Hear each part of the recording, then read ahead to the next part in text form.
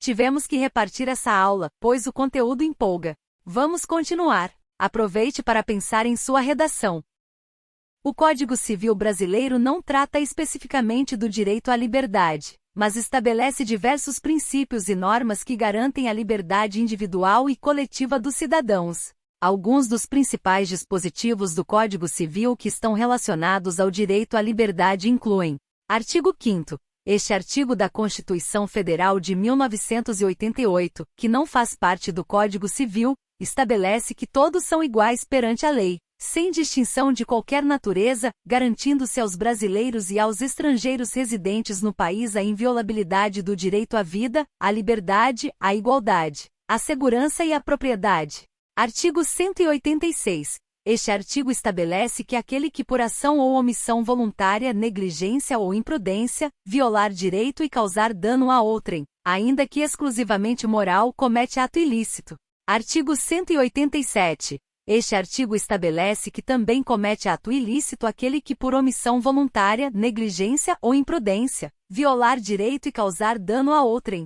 Artigo 188. Este artigo estabelece que o responsável pelo dano causado a outrem deve repará-lo integralmente. Artigo 927. Este artigo estabelece que aquele que por ato ilícito, causar dano a outrem, fica obrigado a repará-lo. Esses são apenas alguns exemplos de dispositivos do Código Civil que estão relacionados ao direito à liberdade.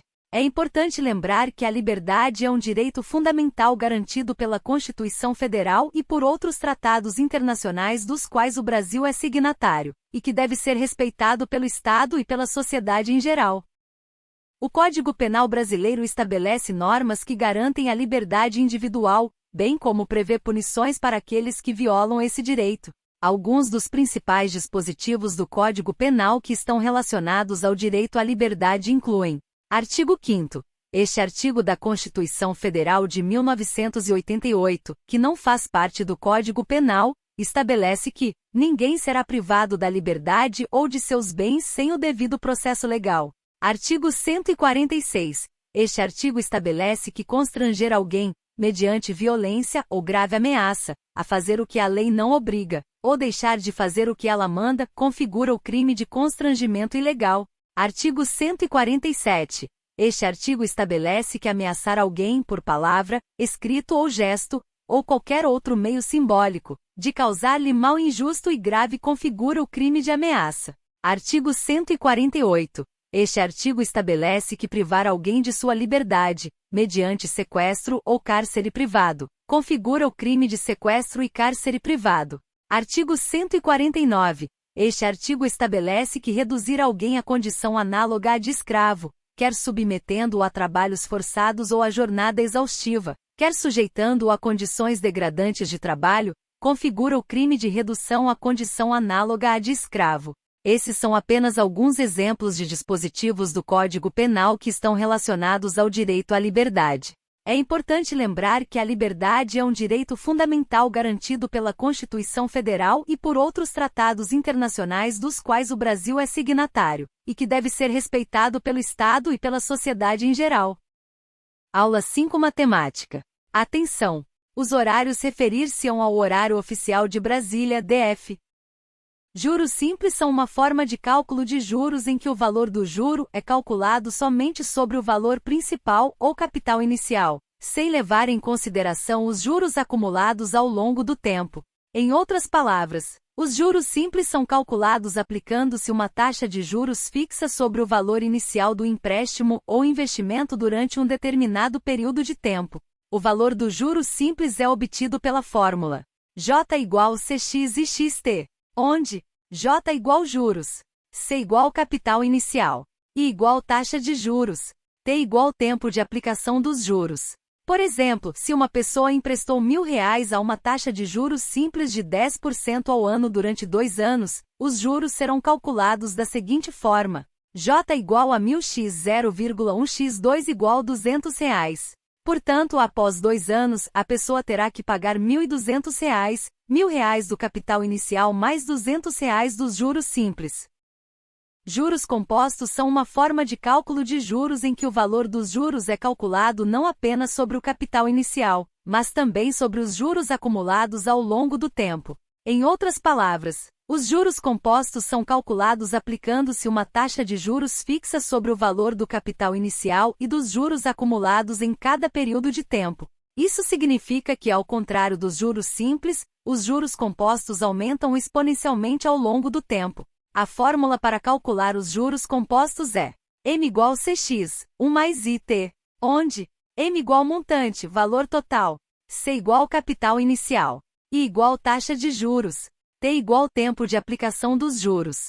Por exemplo, se uma pessoa investiu R$1.000 a uma taxa de juros compostos de 10% ao ano durante 2 anos, o valor total após 2 anos será calculado da seguinte forma: M igual a 1.000x, 1 mais 0,1, 2 igual a R$1.210.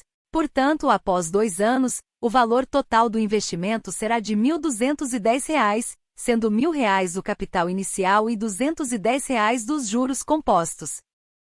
O princípio da gratuidade é um dos princípios do acesso à justiça, que garante a todas as pessoas o direito de buscar a tutela jurisdicional do Estado sem que isso lhes cause ônus financeiros excessivos. Isso significa que o acesso à justiça deve ser garantido a todos, independentemente de sua condição financeira, e que o Estado deve providenciar mecanismos para que as pessoas possam exercer esse direito sem ter que arcar com custos que ultrapassem sua capacidade financeira. No Brasil, o princípio da gratuidade é previsto pela Constituição Federal e pela Lei nº 1060/1950, que estabelece normas para a concessão de assistência judiciária aos necessitados. De acordo com essa lei, as pessoas que não têm condições financeiras de arcar com as despesas processuais têm direito à assistência judiciária gratuita, que inclui isenção de custas, emolumentos, honorários periciais e advocatícios. Além disso, o Código de Processo Civil prevê a possibilidade de concessão de gratuidade da justiça para pessoas físicas e jurídicas que comprovem insuficiência de recursos para arcar com as despesas do processo, sem prejuízo do próprio sustento ou de sua família.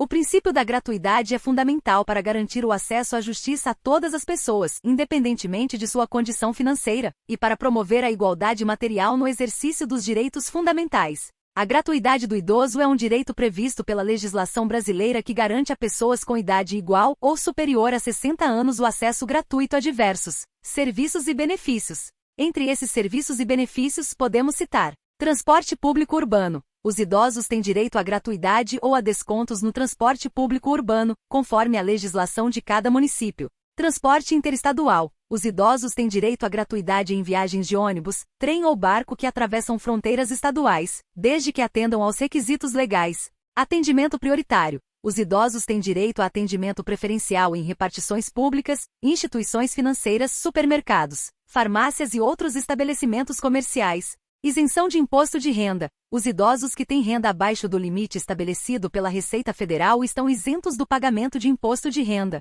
Isenção de IPTU. Alguns municípios concedem isenção do IPTU, Imposto Predial e Territorial Urbano, para idosos que possuem apenas um imóvel residencial. É importante ressaltar que o direito à gratuidade para idosos varia de acordo com a legislação de cada município e estado. Por isso, é importante consultar as leis locais para saber quais são os direitos garantidos aos idosos em cada região.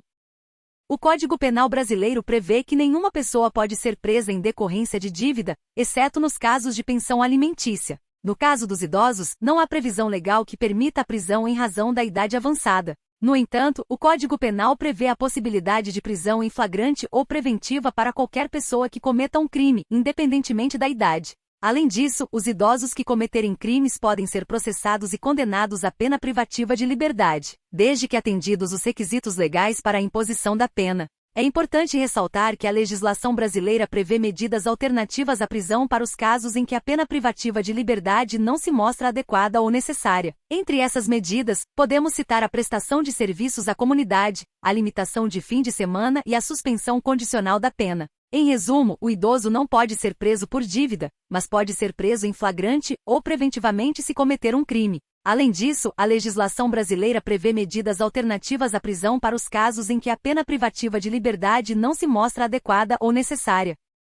Aula 6 Matemática. Vale prestar atenção. Quando da realização das provas escritas, objetiva e discursiva, o candidato deverá ainda, obrigatoriamente, levar caneta esferográfica, de tinta azul ou preta fabricada em material transparente, não podendo utilizar outro tipo de caneta ou material. Fração é uma representação numérica que indica a divisão de um todo em partes iguais. É composta por dois números, o numerador, que representa a quantidade de partes consideradas, e o denominador, que representa a quantidade total de partes em que o todo foi dividido. Por exemplo, a fração 3/4 representa a divisão de um todo em 4 partes iguais, considerando 3 dessas partes. As frações são muito utilizadas em diversas áreas, como na matemática, na física, na química e na engenharia. Números fracionários são aqueles que representam uma fração, ou seja, uma divisão de um todo em partes iguais. Eles são compostos por um numerador, que representa a quantidade de partes consideradas, e um denominador, que representa a quantidade total de partes em que o todo foi dividido. Por exemplo, meio, 3/4, 2/5, 7/8 são todos exemplos de números fracionários. Esses números são muito utilizados em diversas áreas da matemática, como na álgebra, na geometria e na trigonometria, e também em outras áreas como a física e a química. Existem diversos macetes e métodos para resolver problemas envolvendo frações, mas um dos mais comuns é o método da multiplicação cruzada. Esse método consiste em multiplicar o numerador de uma fração pelo denominador da outra fração e vice-versa, e depois igualar os resultados obtidos. Por exemplo, para somar as frações 1/3 e 2/5, pode-se usar o método da multiplicação cruzada da seguinte forma: 1/3 mais 2/5 igual 1x5 mais 2x3, 3x5, igual 5, 15 mais 6, 15 igual 11, 15. Outro macete útil é simplificar as frações antes de realizar as operações. Para isso, basta dividir tanto o numerador quanto o denominador por um mesmo número que os divida exatamente. Por exemplo, a fração 4/8 pode ser simplificada dividindo ambos os números por 4, resultando em meio. Lembre-se de sempre verificar se as frações possuem o mesmo denominador antes de somá-las ou subtraí-las. Em caso negativo, é preciso encontrar um denominador comum antes de realizar a operação. MMC significa mínimo múltiplo comum, e é o menor múltiplo comum entre dois ou mais números. Para calcular o MMC de dois números, pode-se seguir os seguintes passos. 1. Fatorar os números em seus fatores primos. 2. Identificar os fatores comuns e não comuns, anotando-os separadamente. 3. Multiplicar os fatores comuns e não comuns, anotando cada um apenas uma vez. Por exemplo, para calcular o MMC de 12 e 18. 1. Fatorando 12, 2x, 2x3. Fatorando 18, 2x, 3x3. 2. Identificando os fatores comuns e não comuns. Fatores comuns, 2 e 3. Fatores não comuns, 2 e 3. 3. Multiplicando os fatores comuns e não comuns. 2 vezes 2 vezes 3 vezes 3 é igual a 36.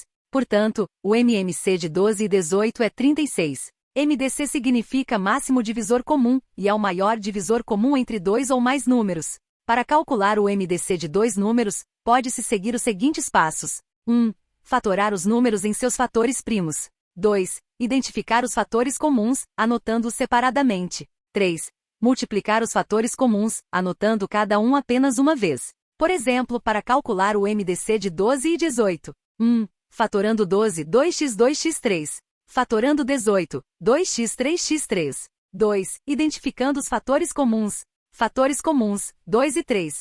3. Multiplicando os fatores comuns, 2 vezes 3 igual 6. Portanto, o MDC de 12 e 18 é 6.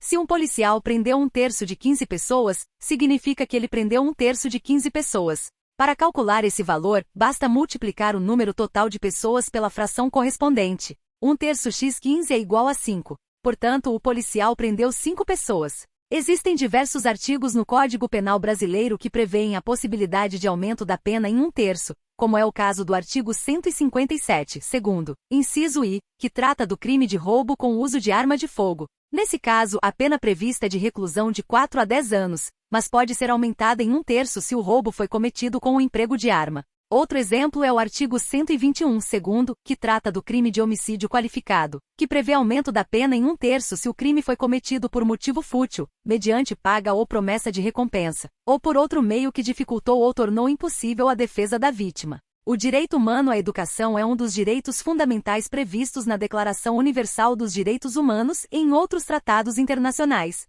Esse direito garante que todas as pessoas tenham acesso a uma educação de qualidade, gratuita e obrigatória, pelo menos no ensino fundamental. Além disso, o direito humano à educação também inclui o acesso à educação infantil, ao ensino médio, à educação técnica e profissionalizante, à educação superior e à educação ao longo da vida. A educação deve ser inclusiva e equitativa, sem qualquer tipo de discriminação, e deve promover o desenvolvimento humano, a cidadania e a participação social. O Estado tem a responsabilidade de garantir o acesso à educação de qualidade para todas as pessoas, independentemente de sua condição social, econômica ou cultural. Isso inclui a construção de escolas, a contratação de professores qualificados, a oferta de materiais didáticos adequados e a implementação de políticas públicas que promovam a igualdade e a inclusão.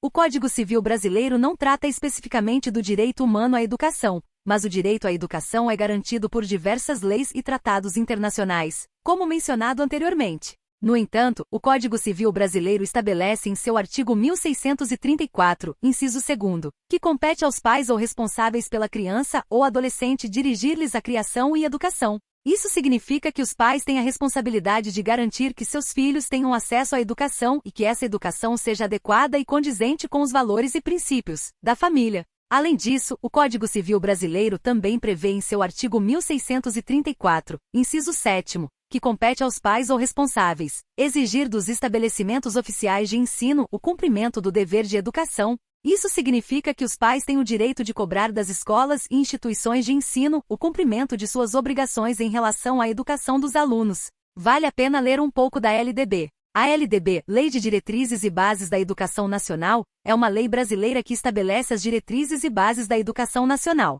Ela foi promulgada em 1996 e é considerada uma das leis mais importantes do país na área da educação. A LDB define os princípios e objetivos da educação nacional, estabelece as normas para a organização e funcionamento dos sistemas de ensino, regula o processo de ensino-aprendizagem, define as competências e atribuições das instituições educacionais e dos profissionais da educação, entre outras questões. Entre as principais determinações da LDB estão a obrigatoriedade do ensino fundamental para todas as crianças e adolescentes, a garantia do acesso à educação infantil, a obrigatoriedade do ensino médio, a oferta de educação especial para pessoas com deficiência, a valorização dos profissionais da educação, a participação da comunidade na gestão escolar, entre outras. A LDB é uma lei muito importante para a educação brasileira, pois estabelece as bases e diretrizes para o desenvolvimento da educação no país.